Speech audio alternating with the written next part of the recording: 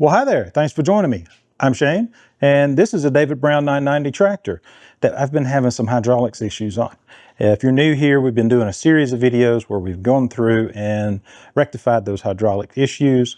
And today we'll be putting back on all the castings that I had to take off to get that hydraulics issue addressed. We'll be putting on the Ramshaft, we'll be putting on the right-hand Ramshaft bracket, we'll be putting on this cover over here, we'll be reinstalling the control lever up there, the Quadrant handle and that kind of thing. And we'll be also putting in the pushrod assembly right here that controls height control, depth control, traction control, that kind of thing. So if you're interested in seeing that, stay with me.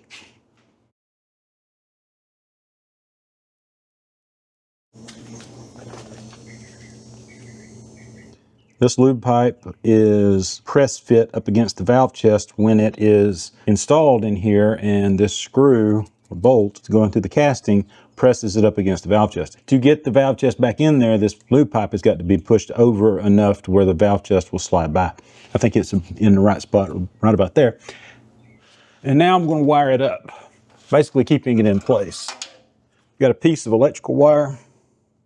This is just the black out of a 12-2, I think. Make a little hook on the end of it. Put the hook inside the nose or the snout of the lube pipe. So you see the wires in the snout of the lube pipe. All it's doing is holding it up. You can see the wire coming up out. I just wrapped it around a piece of metal up here. There was an old canopy on this tractor, so I just put it up there.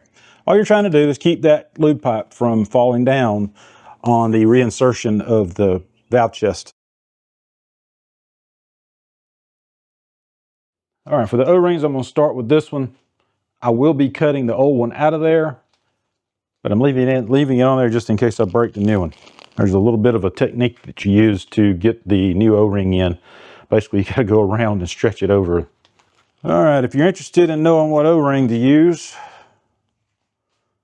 I get my O-rings, most of the specialty ones from the O-ring store online. They deliver them. This is a -331, 2 1/4 inside diameter, 2 5/8 outside diameter, 3/16 cross section.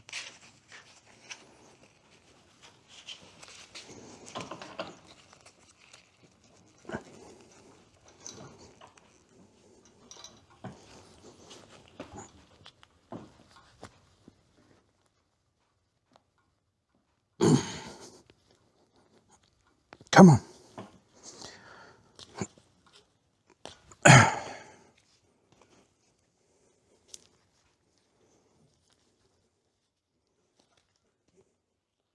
And there we go. That's the only way I know to get that O-ring on there. And you see how it stretched it? However, I think it'll go back down. The other tractor I did the same process and it worked fine. All right, I'm gonna cut the other one off. Probably a good idea for it to be warm outside when you do that, or warm in your shop. It's about 90 degrees Fahrenheit out here today. I don't know what that is in Europe numbers. All right, there's the old one. And we'll just shove him over right there. All right, that O-ring is done. All right, I showed you the harder one to do first. This one's real easy. Take the old one off, put the new one on. Easy peasy. All right, what's next? We'll grease up the shaft here where the right-hand Ramshaft bracket goes. All right, let's get it up on there. And that's all there is to it. Now, to keep it from falling off when you're transporting it around, reinstall the cam. We'll adjust it later, probably in another video, but we're just going to install it real quick here just to keep this thing from falling off. You know what? I can raise it up some now so I can actually see.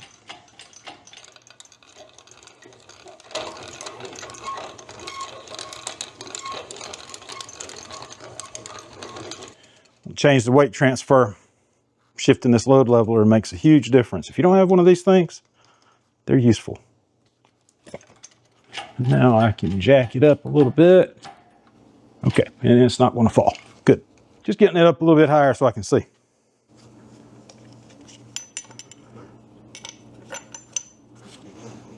All right, I've got the nuts on, 7/16 wrench is what you need. It's in the wrong orientation, but as soon as it's on the tractor, I'm going to take this cam right back out. We've got to do a specific adjustment to this, so as soon as it's on the tractor, I'll take it back out. Don't worry about this orientation right now. A guy in the comments, one of my videos, made mention of one of the videos I had on flip-flops. Well, I've upgraded to Crocs. Still not safety shoes, but yeah. Don't look to me for style advice.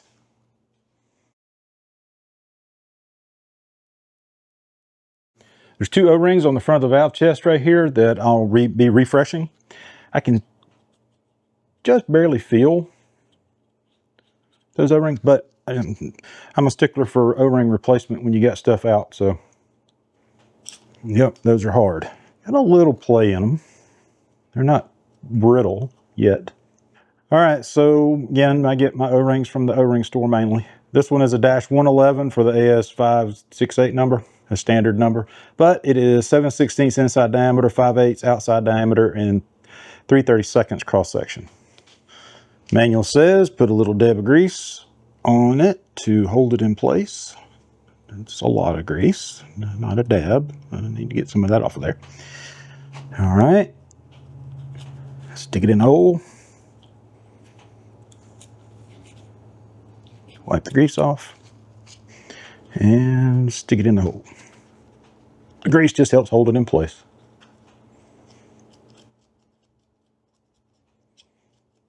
There we go. O-rings have been refreshed.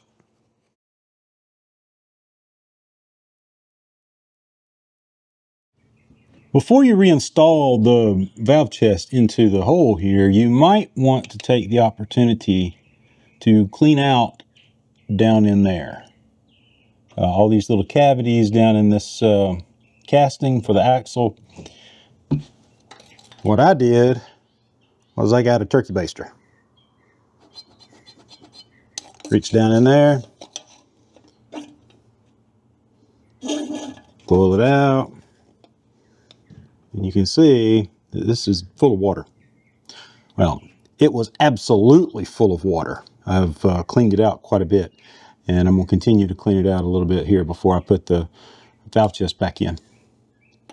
These areas will hold water. Clean them out.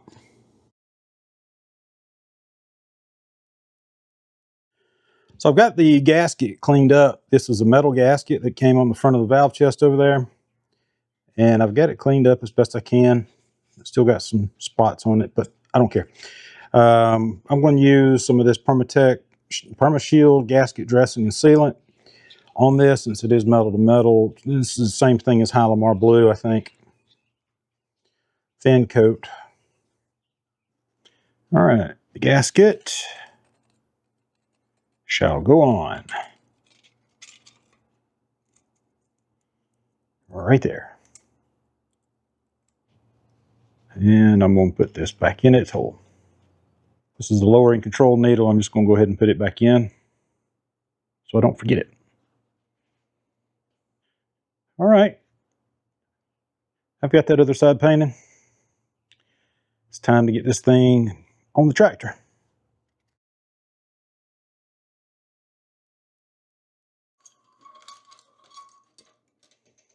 That look level to y'all? Ish. Probably have to redo it when we get it closer.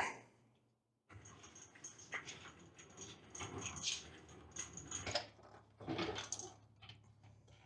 course, I had to park this tractor right on a seam transitioning concrete to the old floor that was here. I got to tell y'all that story one day.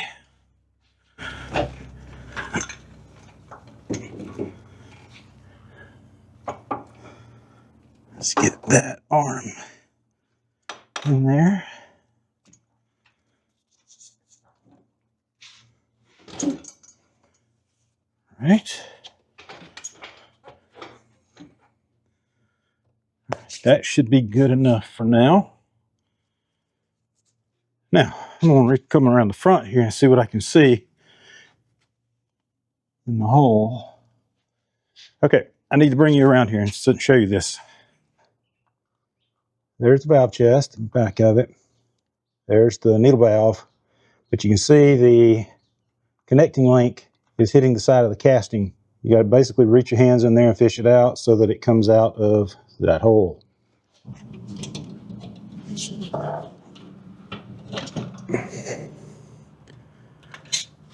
All right.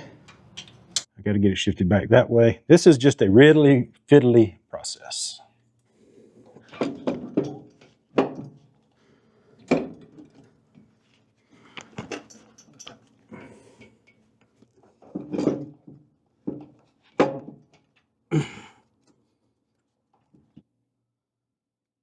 Almost home. All right. I had to adjust the needle valve just a little bit.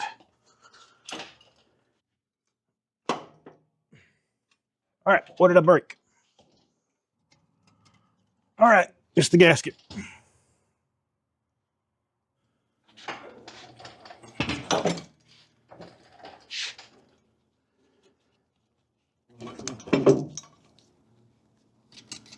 Yep. Okay. Failed attempt number 1.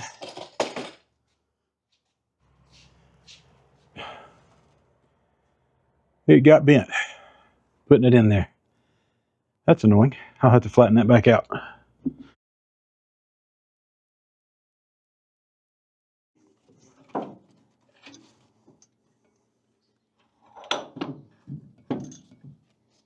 You kind of have to angle the valve just down a bit.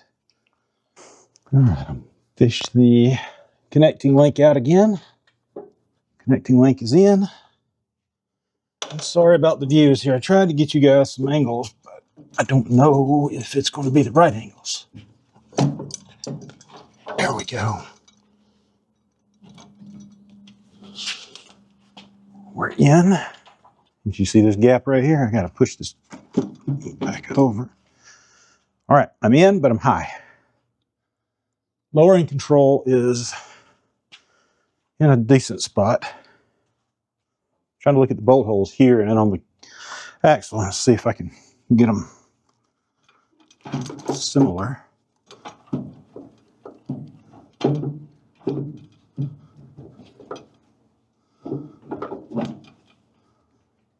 I think I got it.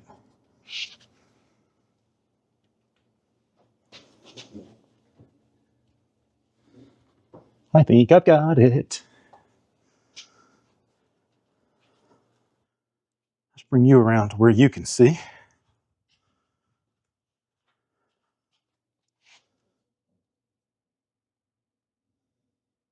See, it went right by, and I was actually able to see it from the top hole. I didn't realize I could do that. You could actually see the that needle valve for the lowering control. I could see it when it went up into that notch that's on the block there.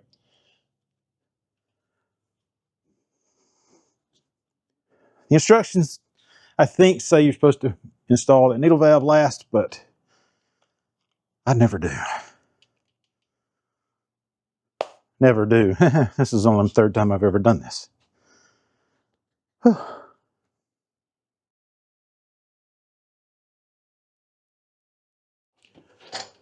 I had to back it off just a little bit. You can see there's a gap in there now. It's where I can manipulate this metal gasket. It was keeping me from passing a bolt through. I think we're pretty well lined up on the actual holes. It's just that gasket is being annoying. All right, finally got the gasket and the holes on the 2 castings lined up. Slightly annoying, but at least the top bolts go in. Basically using my pointer stick to go in here, feel and see if there's any places where the gasket is hitting. I'm just kind of rolling it around in there to see if I can't get it to move around just a little bit to where this will go through. Oh, I feel a thread catching. I don't want to cross thread it though. Putting this Ramshaft and this right-hand Ramshaft bracket back on the tractor is very annoying. Not for faint of heart, is the way I've heard it described. One thing I did have to do, I'm not sure if I showed this on video or not, I did go ahead and put the strap back up there, up to the front axle, and strapped the Ramshaft on, basically forcing it to pull this way. This whole thing continued to want to rotate out this way, and so it wouldn't close up right here until I actually put the strap on and pulled it that way up against the back of this cylinder housing. So yeah, the gap here is now gone. O-ring is in its right spot. You can see the O-ring right there on that one is in the right spot. Looking good so far. I've got the bolt snugged up. All right, I'm gonna get this engine hoist out of here. The thread size on all four of these bolts is 1/2 inch. It's got a 3/4 head, of course, but the bolt size is 1/2 inch. There's not a specific mention in the service manuals on these bolts specifically, but it does make mention of other places, a 1/2 inch UNC bolts on these Ramshaft cover down here at the bottom. Those are 75. It's actually spelled out in the manual for that. And so I'm using that same torque setting. 75 foot-pounds for these is what I used. Works fine on the other tractor.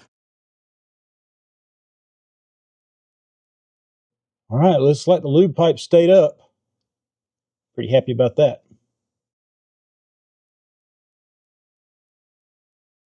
All right, let's get the pressure pipe bolts back in. 15 foot-pounds is what this is spec'd at.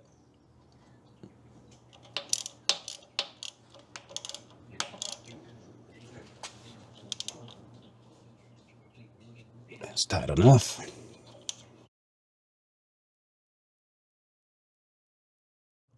The lube pipe is up against the valve chest. I think it's in the conical hole there on the side of the valve chest where it's supposed to be. And I've got the bolt screwed in, touching the back of the lube pipe there. You can see it's right in the center of it. I think I've got it in just the right spot there. I'll tighten it up just a little bit, and I think the lube pipe here will be done. While I'm here, I'm also going to remove the wire that holds up the lube pipe. Careful. All right, that's out. Yep, the lube pipe is in the right spot. It's tight there, and now I'm just going to snug up the block nut here against the casting.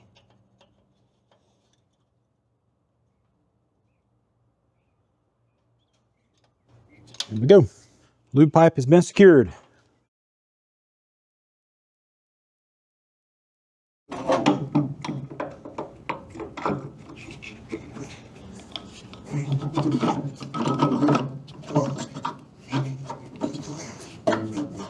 I have treated these surfaces with a Hylamar Blue equivalent from Permatech. I'm going to put the little cap back in. It goes on the end there. There we go. All right, let's get these bottom bolts in and get them started first.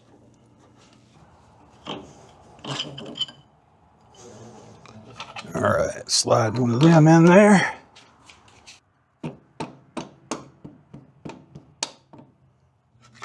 Put that in its proper hole.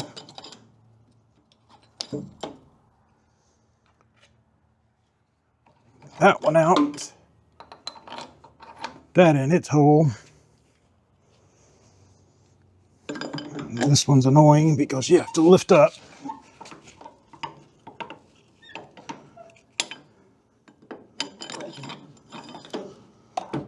There we go. All four bolts installed.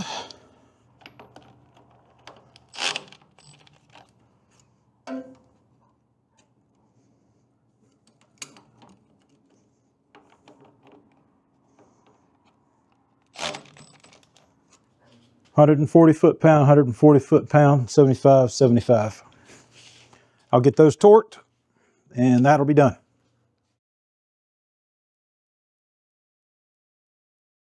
All right, let's move on to the quadrant, the control handle here. There's 3 bolts, 1, 2, 3. But first, we've got to get a gasket painted up with some gasket sealer and stick it on there. I hammered this one out. The other one was just trash. And I made this one out of some gasket paper.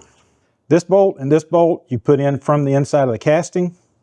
This bolt you have to get in from outside of the tractor. This is outside of the quadrant or control lever casting.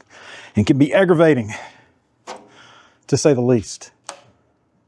Before you put the quadrant on, you've got to reinstall this spring and one of the distance pieces, what you see there. You're also going to need somewhere around a 3/8 inch wrench, something that'll fit over this. We're going to use the wrench to push back the spring so that you can get a piece of wire into the hole that runs through that shaft. There's a hole right here that you can put a piece of wire in. That's why that hole's there. Okay, what did I do with the spring? There it is. Put the spring on. This is going to be slightly annoying. There we go. Now, where's that hole?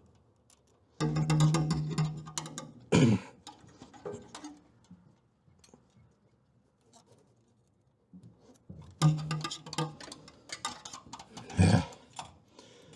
How far is the hole back there? All right, it's past the thread. So you got to press that spring back past the threads there. It's quite difficult. And you need about 4 hands.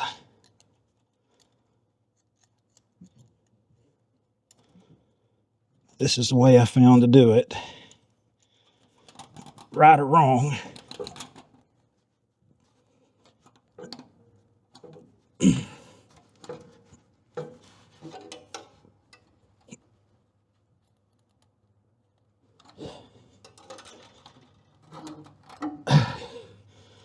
I can't quite hold it.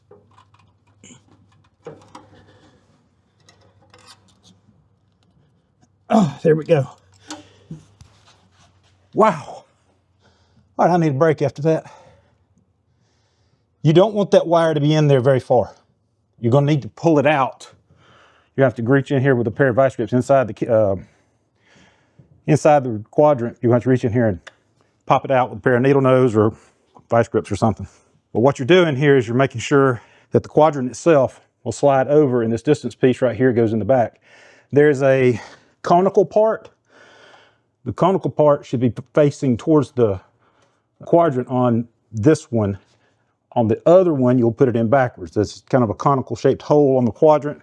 I'll show that to you right here.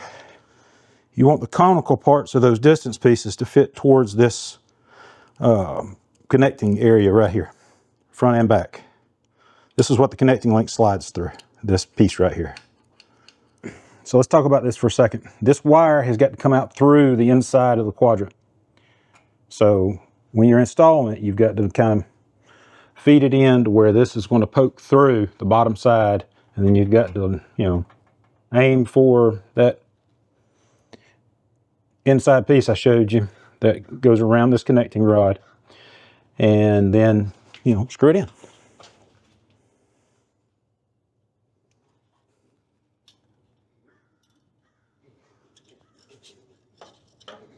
You see how that's coming through?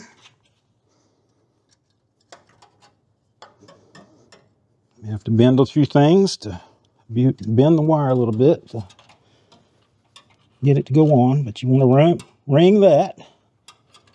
All right, we're good there.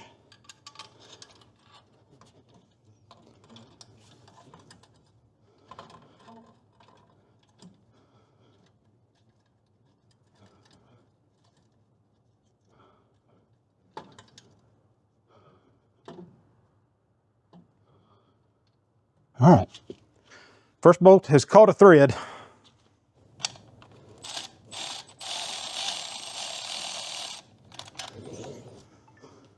Just ran it up there just a little bit. All right, the other bolt, I'll move this out of the way for a sec. It's right here.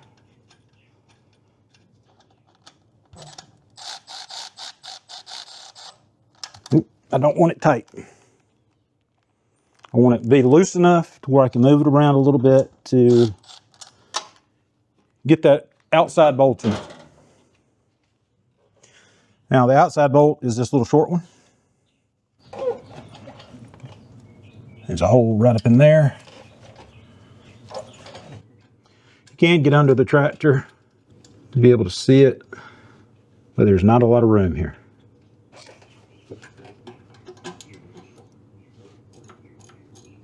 Half-inch wrench, that's one of these ratcheting wrenches. It's the easiest and quickest way to get this back on. Taking it off and putting it back on. Let's see if we're actually doing anything. Yeah, good. Because you really do not have a lot of travel here, and this is it. Right there.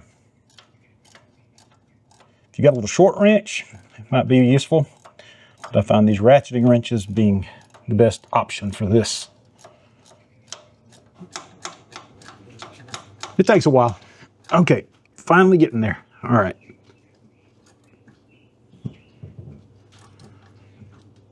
All right, that's tight.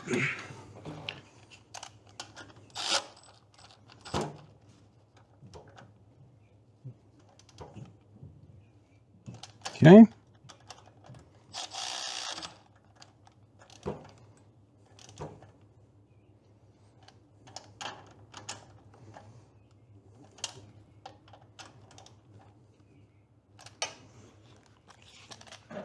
That's tight enough.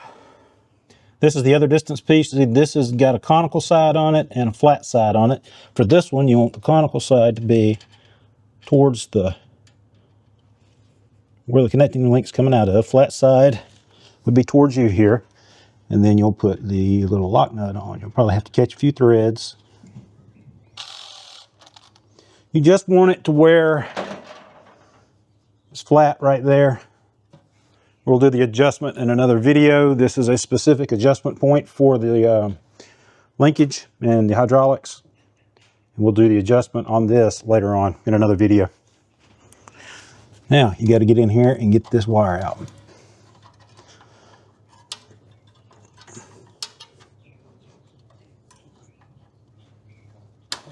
There we go. All right, that piece of wire is out of there.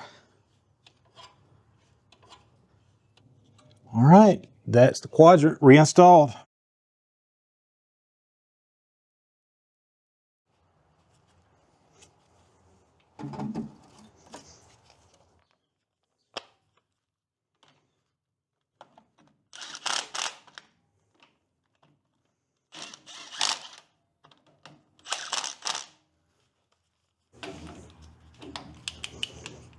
$75 on these.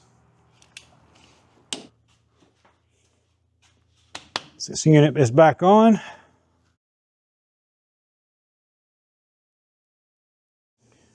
Okay, now it's time to get the height control, depth control, the block that holds them, the springs, and all the components back into this area right here that holds them. However, we need to discuss a few things first. This right here is the rocker lever that operates on the bottom of the push rods, height control, depth control. It shoves out of the way for TCU.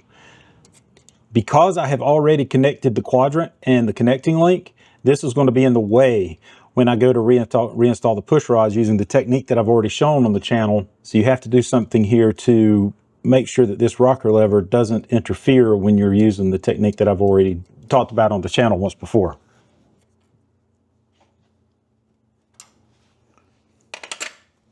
All right, cam plate has been screwed in. Watch what happens right here as I screw in the connecting link nut on the other side inside the Quadrant housing.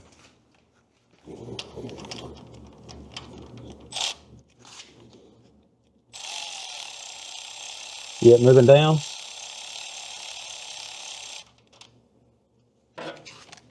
You can see how far I ran it in right there. It's kind of cool to see how far it goes down there. That should give me enough clearance for the height control push rod to be able to swing over.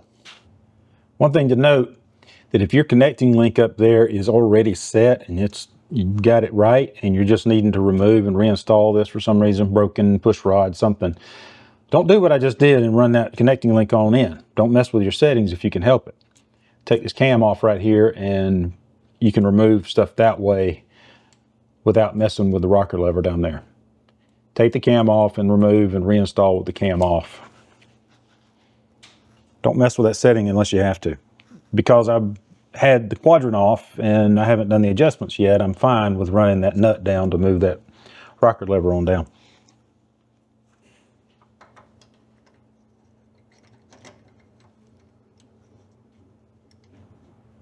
You don't want this tight, you just want the threads engaged where you can move it around like that.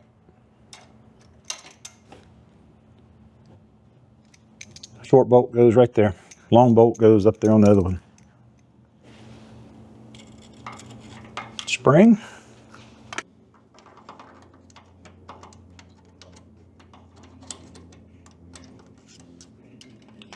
Just a few threads engaged on that bolt will give you enough movement and leeway in there to get that height control push rod down in there.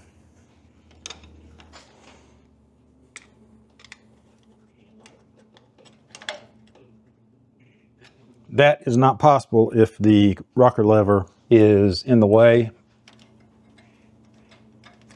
Just gonna get that bolt in there real quick just so it's aligned.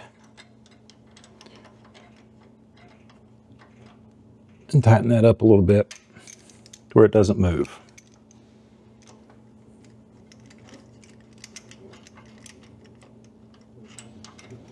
Okay. It's got a little ball on the end that goes into the side of the depth control push rod.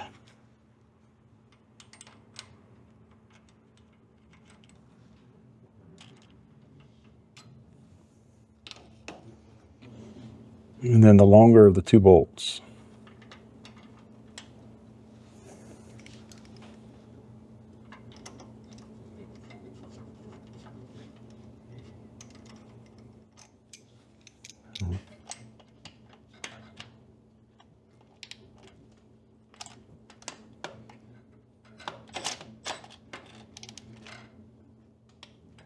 All right, those are pretty tight, or tight enough. Once you've got things tight in here and you got that ball on the side of the depth control push rod, it's not going to fall, so you can remove the clamp that you've got in there. See, it won't fall. There's a hole on the top of the depth control push rod that the spring goes through. Like so. Sorry, my hands are in the way. And then there's a post right here. The top of the spring goes in.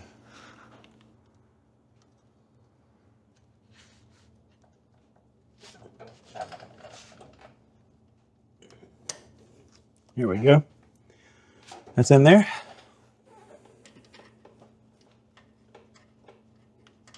All right, so we've got the height control push rod installed. We got the spring, the depth control push rod, and we got this little device here that activates the depth control push rod installed. What's next? Sensing unit cable. Here's the sensing unit cable. There's a hole on the side of the valve. There's a hole on the side of the casting it goes through. Push it in, there's an O-ring in there. I need to replace this cable. It's frayed, but I'm not doing it right now. Pull the cable through to where you can get to it on the outside. There's this little thing. Throw it on. There's two nuts that lock together on here. And I see a wire I need to cut on that. This aircraft cable that is part of this depth control sensing part is frayed up. I really need to get this replaced. But not before we test the hydraulics.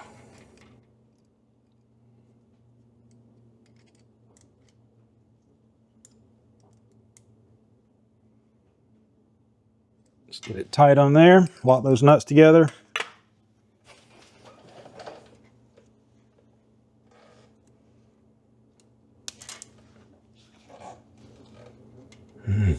Careful in there, don't get cut. You'll want to pull on the end of the depth control cable right here to pull it out, to pull that back in some. Just like that, about right there-ish. You got to get it over this. You got to get it in between these two little leg things. Come on.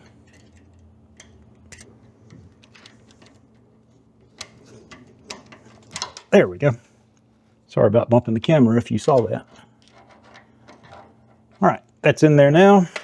And I'm just going to pull on the outside of this cable, the other end, to get it kind of set up like that. Okay.